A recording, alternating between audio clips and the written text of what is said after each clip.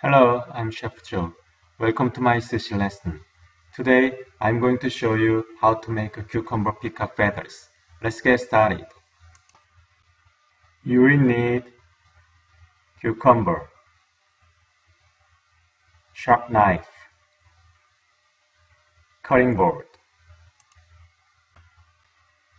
First, cut the cucumber into halves.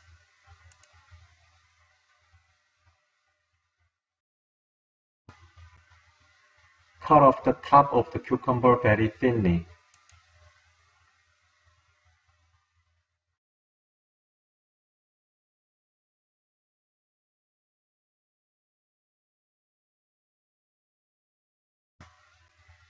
Cut off the end of the cucumber in a diagonal way.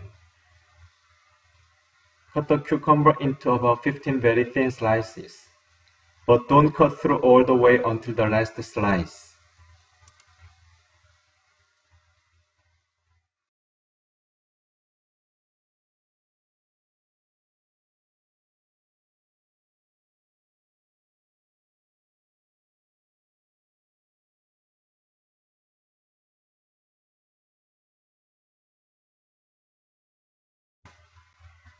Remove the seed section just like this.